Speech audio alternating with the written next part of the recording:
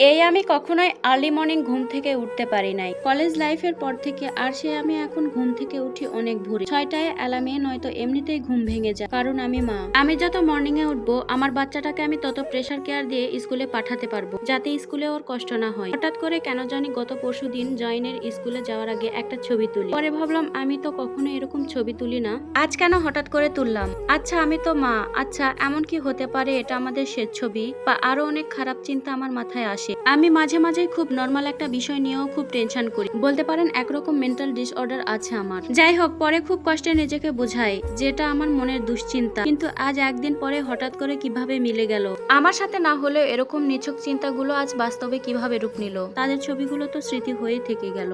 আমার জায়েনকে স্কুল থেকে নিয়ে আসার আগে আমি টেবিলে ওর খাবার রেডি করি, ওর বেডটাকে রেডি করি, পাশে ওর একটা পছন্দের খেলনা। ও স্কুল থেকে এসে 1 মিনিট দেরি না করে গোসল করবে, ওই জন্য ওর টাওয়েল, ওর প্যান্ট ওয়াশরুমে রেডি করে রাখি। সব কাজ আগে সেরে রাখি, যেন ও আসলে আমার পুরোটা সময় আমি ওকে দিতে পারি। একসাথে ঘুমানো, স্টোরি দেখা, স্কুলের গল্প, আরো কত কিছু। এটা তো সব মায়েদেরই চিত্র।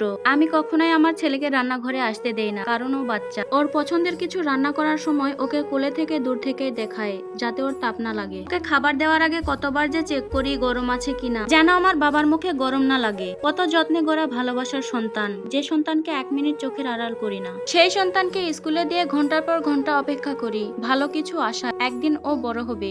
আর সেই অপেক্ষা যখন মৃত্যুর আগ পর্যন্ত হয়, কেমন লাগে বলেন তো সেই বাবা মায়ের। আর সেই সন্তানহারা বাবা মায়েরা খালি হাতে কিভাবে ঘরে ফিরেছে ভাবতে কেমন যেন অসুস্থ বোধ করছি। তাদের দুটো চোখে কি সন্তানের মুখের ছবিটা ছাড়া আর কিছু ভাসছে, নাকি সেই পুড়ে যাওয়া ব্যাগের আইডি কার্ডকে হাতে নিয়ে সন্তানের হাজারো স্মৃতির কল্পনায় হারিয়ে যাচ্ছে। আসসালামু আলাইকুম। এতক্ষণ যে কথাগুলো বললাম এগুলো আসলে একটা আপু লিখেছে, যেটা আমি আপনাদের সাথে শেয়ার করলাম। ফায়ারস্টোন কলেজের বিমান দুর্ঘটনার জন্য আমরা সবাই আসলে অনেক শোকাহত। আসলে এই ঘটনাটি কখনোই ভুলতে পারছি না। এটা আসলে অনেক খুব মর্মান্তিক একটা ঘটনা। 2-3 দিন যাবত কিছুই ভালো লাগছে না। মোবাইলটা হাতে নিলেই টিকটক, ফেসবুক, ইউটিউব যেখানে ঢুকি না কেন সেখানে শুধু সন্তানহারা বাবা মায়েদের আহাজারি, যেগুলো দেখলে আসলে একটা ফেটে যাচ্ছে এবং নিজের অজান্তে চোখ দিয়ে অঝরে পানি পড়ে যাচ্ছে। কারণ আমিও যে একজন মা, যতবারই ওই সন্তানদের ভিডিও দেখছি, পুরা শরীরের ভিডিও, পুরা ব্যাগ, পুরা বই খাতা দেখছি, ততবারই এদের মধ্যে আমার সন্তানকে দেখতে পাচ্ছি। যাই হোক, যেটা ঘটেছে এটাতে আসলে কারো কোনো হাত নেই এবং কারো করারও কিছু নেই, শুধু দোয়া ছাড়া। দোয়া করি যেগুলো সন্তানেরা মারা গেছে অনেক কষ্ট করে, আল্লাহ তাদেরকে যেন জান্নাতের উচ্চ মাকাম দান করেন।